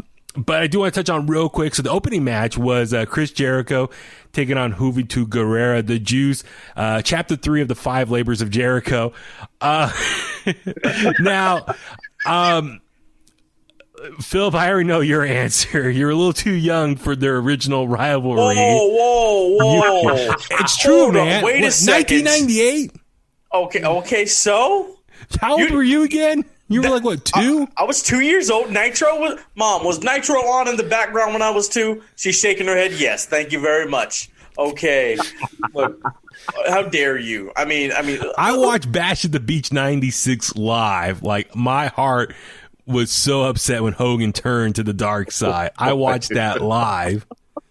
That's how old I am now. I have so many comments. I'm not even going to go there. Well, Jericho's favorite WCW match was the Super Brawl '98, right? With Juventud. Wasn't that in the Cow? I think that was in the Cow Palace. It sure was. I was there. You see. Thank you. I know what I'm talking about, Huey. Jesus. Oh yeah, Wikipedia is good for that. They call them quasi juice. No, I mean, but it was cool, man. Like we saw Juventud at the Cow Palace. Was he there that night? Yeah, he was Ray's tag partner against the Lucha Bros. I thought we saw him. I couldn't remember. I've seen the Juice get loose, and I'm not talking about OJ, but yeah. I mean, it was a cool historic thing. They're on Time Warner. That's where they had a lot of their matches. I think they've wrestled each other 24 times in total now, which is cool. So I mean, it was nice. The finish was interesting. I've never seen Jericho do anything like that. Like a corkscrew elbow off the top. And I want to say the rules were kind of confusing. So when he hit the crossbody, I'm like, okay, he did his move off the top rope. But I didn't know he had to win with the top rope move. Yeah, that was the stipulation MJF said last week. Like, you're going to face Juventud, but in order to win, you have to do a move off the top rope to get the pin. So the ref, Aubrey, she did a good job. I think one point Jericho hit the Juice effect. But since he was just standing there, she's like, I can't pin him. You didn't do it off the rope. So it was like a reminder. It's like, hey, you got to pay attention to the rules. Brian, I don't know about you, but I was kind of watching this. Listen, I know Juventud's 45, 46 years old. Jericho's 50, 51. They're older guys. They're not the same guys from 1998. No. This match was a little bit slower, rightfully so. Hey, just father time. Always wins in that situation. You know what, though? You know what bugged me out? What? Was the fact that, and I didn't find this out till afterwards, Hoovy and Ray are the same age. Really? Oh, my God. Yes. Let me see. The same age. Well, one goes to the gym a lot more than the other one, so. That's true. That's true. That is true. 46, yeah. I mean, look, man, Jericho has 500 WWE house shows under his belt, so, Whoa, he's only 5'5"? Who? No way. Juventud. Really? I'm just looking at Wikipedia here. Oh, well, that's always right. 5'5"? I mean, I know he was small, but... He might be 5'6". We don't know. Oh, my God. No, I was going to say, I thought the match was okay. I think, like, the first third, it was a little sloppy. Mm-hmm. You could tell they weren't on the same page as far as which direction to go. Like, I think Jericho was trying to call the match, and Hoovy was, like, delayed or reacting. And he was nervous. Yeah, he's been on national TV in a long time. But like, he was trying to do some moves, and like Jericho was trying to react in the moment. Like, they weren't on the same page. They didn't have like that chemistry yet. So, but by the end, things were much better. But not the most smooth match. But it was okay. It was a good one. I'll give Jericho. No, I was gonna say they did good adjusting to the ground game. Yes. I was like, hey, just stay off the top rope for a little bit, guys. I want to give Jericho credit for busting out the crossbody and a sunset flip, and but Huey, what do you think about the finish? I mean, it was great. It was like, okay, he did the juice effect off the top rope, but did the corkscrew as you said. I was like, okay, that's inventive as far as he's using his finisher, but doing it from the top rope. So nice change there. I was like, oh, that's cool. And then, so that was cool to see. So anyway, yeah, he got the pin. I was like, that's awesome. So, for me, I was like, okay, that was cool. And so he got the victory there. But for me, what'd you guys think about Wardlow, though, coming out after beating the crap out of him, and now he's going to be the person he fights for Chapter 4? I thought it was a little underwhelming. Yeah. I was like, all right, we had Nick Gage, we had Juventud, like, who the hell else is next? That's kind of what I was thinking. Well, you said last week, like, I kind of thought, is this going to be like the Christmas Carol, like Chris Jericho's past of, like, different people? So I thought, okay, you got Nick Gage, you got Juventud. I was like, oh, are they going to get someone else from Chris Jericho's past to challenge him? I thought, could it be the Big Show? They used to be tag team champions in WWE. So when they said just Wardlow, I was like, oh, that's it? I don't know. It's kind of a little underwhelming. I thought they could have maybe pulled someone else from his past to challenge him. Who could you realistically have gotten, though? Yeah, I don't think the Big Show thing would have worked. He called out Goldberg all these times, but Goldberg is sadly involved in the WWE Championship picture. He got in a fight with Brock Lesnar at SummerSlam a few years ago. That was kind of funny. That's one of the greatest stories I've ever heard. Yeah, man. Busting open Randy Orton there in that match. Bro, Brock said, "Hit me or kiss me, bitch." No, but I mean, it's just. My other thing too is like, okay, Juventud Guerrera, he comes out there, he's full of smiles, he's excited. I'm sure he's happy to be on national television again. But these guys, they're hired by MJF to take out Jericho. So technically they're being hired by the heels. So I want to see these guys have more heat and be like, they're hired assassins in a way, hired guns to take out the babyface Jericho.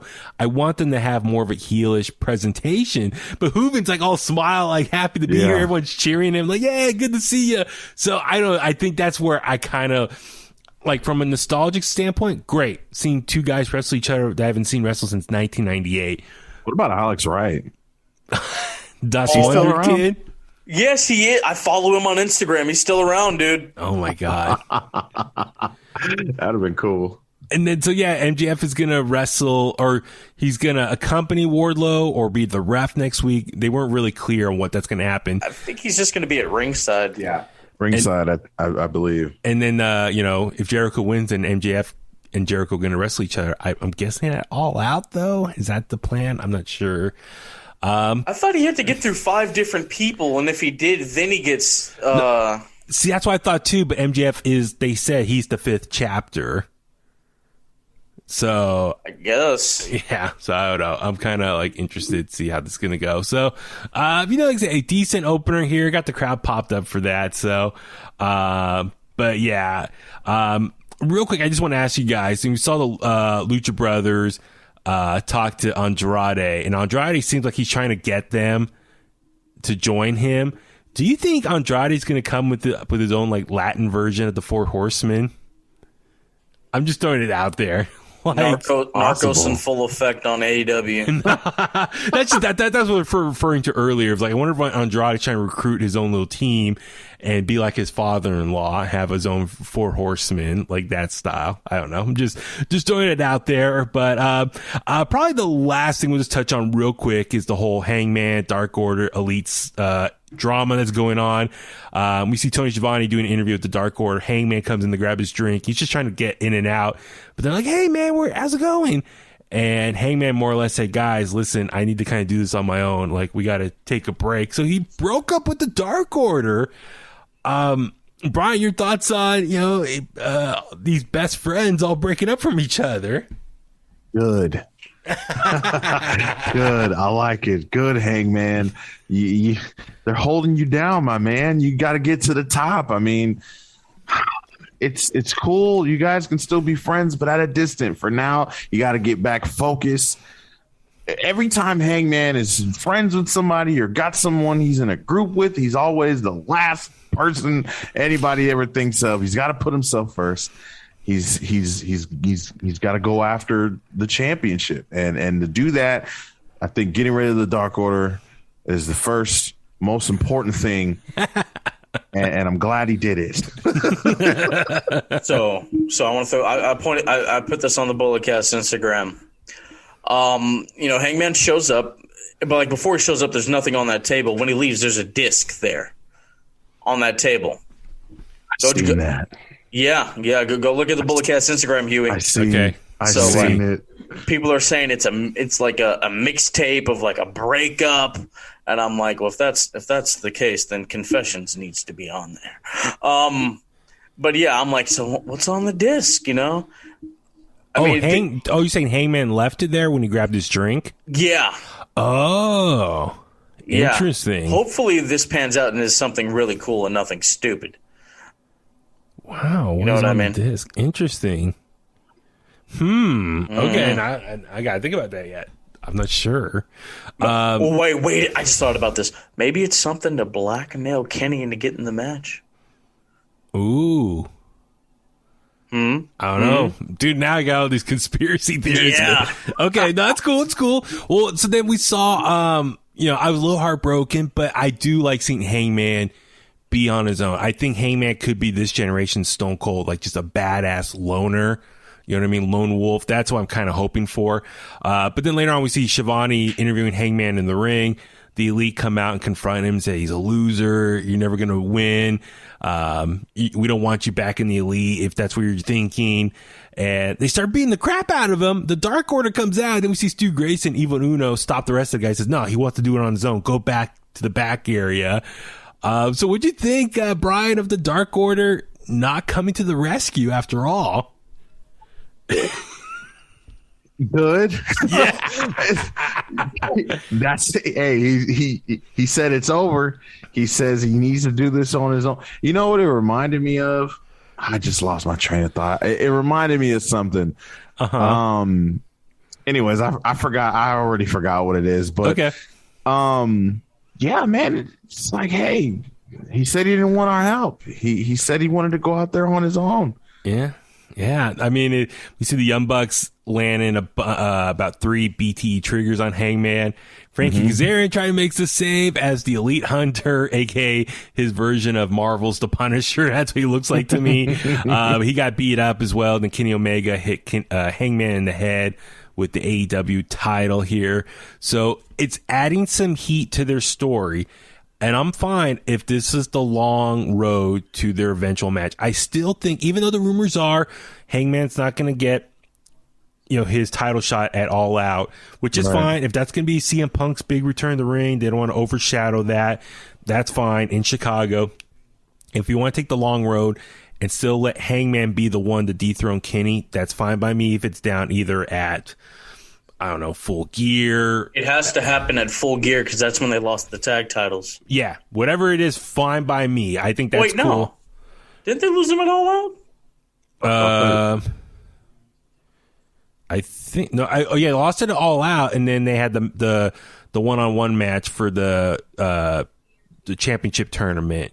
Okay, and that's when Kenny beat Hangman there. We can do Full Gear. We can do that. Full Gear. Full Gear is their history there between the two of them. So I'm just saying, let it burn. Let it stretch out a little bit. I'm totally fine with that. Play the long game in that sense. But I still think Hangman's going to be the one to dethrone him, and it's going to be super epic. That's going to happen. But then we saw later on Christian had a match and won. And it was revealed he is the number one contender for the championship. So I think they're planting the seeds that, he's going to probably get his title shot at against Kenny at All Out. Are you, Brian, you okay with that matchup? Christian and Kenny Omega going at it? Oh, man. It's not as sexy as Hangman versus Kenny, I know. Yeah, it's it's one of those things where it's like, okay, they don't need to do that on a pay-per-view. Like, correct. Yeah. You guys could do it on a Dynamite bash at the beach or something like that. You know, it would, you know what would make it cool? Yeah. Ladder match. A ladder match. Christian specialty. Yeah. That would be interesting. Matt Hardy is the ref. Phil, what about you? Are you excited for potential Christian Cage Kenny Omega match? Of course. Bro, what did Paul White say when they were getting Christian Cage? Hall of Fame worthy talent, a former world champion, singles and tag team division. Yeah, Kenny Omega's finally going to have a good match. That's what we should. That's what we should all be looking forward to. The worst bout machine is finally going to be carried to a decent contest. There you go. Well, I will look forward to that at some point. I'm curious to see what they can do. I'm sure Christian will, have an interesting matchup against Kenny when that happens. But yeah, it's not as appealing as Hangman, but it should be fine. At least they're honoring the ranking system. So Christian Cage is undefeated, so I guess he does deserve a title shot. They honor it whenever they want to honor it. That's true. They've been very loose with stupid. that. I know. Oh my god. So yeah, I mean, listen, a lot of other stuff happened on Dynamite as well, but we'll see how those play out in the coming week. So, but yeah, hey, and I think they're back on the road next week. So, Rampage starts next week. That's gonna be interesting in Pittsburgh. Pittsburgh. Britt Baker's big hometown show, so that's gonna be awesome for her. Taking on Red Velvet. Yeah, that's gonna be really cool. Layla Hirsch taking on Camille for the NWA title at some point. I'm looking forward to that. The NWA Women's Championship. Is that going to be Empower? Is that? Yeah. Dude, I love how Camille is already tall compared to Layla Hirsch, but she wore heels and made her extra taller in the ring. I want to see Camille versus Jade Gargill already. That's what I want. Just put them next to each other. Yep. Stare down or something. Philip, what are you thinking? Why are you smirking? It's gonna be one of the greatest matches of all time. Absolutely. So, all right. Well, let's go and start wrapping things up. Another marathon episode of In The Kliq. Thank you guys for writing this out. So, Brian, we'll start with you. Where can all the Kliqsters find you online? You guys can find me at Brian Tronic on all your social media platforms, at Within the Ropes on Twitter and Instagram, withintheropespodcast.com. That's where everything is. Philip, how about you? Where can all the Kliqsters take a deep breath and list them all off? Before I plug myself, I want to plug Ugwa Sunday, August 8th at the Ritz. Their big return to their home base. Going to see some crazy-ish, man. You got Super Beast coming back, going up against Dave Dutra. Winner becomes undisputed Ugwa champion. World's freshest tag team, Midas Creed, D-Rogue, Kenny K, a lot Juicy Finau, Levi Shapiro, a lot of great stuff is going to be happening there. Now, are you ready? Are you ready? Timer. You guys already know where to find me. Trifecta Chief is out. I'm not going to tell you to acknowledge me. You do when you listen to the show. Alizé, go get the hot tub ready. Oh, the hot tub. What are you talking about? Oh, that's it. All right, that's fine. I'm Baby Hewitt. Go ahead and follow me on Facebook at Baby Hewitt Official, Twitter and Instagram at Baby Huey83, at In The Kliq for everything else. Subscribe to us on YouTube or wherever you get your podcasts at. Click the link in our bio on social media to get the t-shirts, and inthekliq@gmail.com if you want to ask us any questions. We got to do an email section soon, I think, for just some fun banter back and forth with pro wrestling. That's always a good time. Thank you, everyone, for all the continued support. And on that note, let's go home. And that's the bottom line, because Huey said so.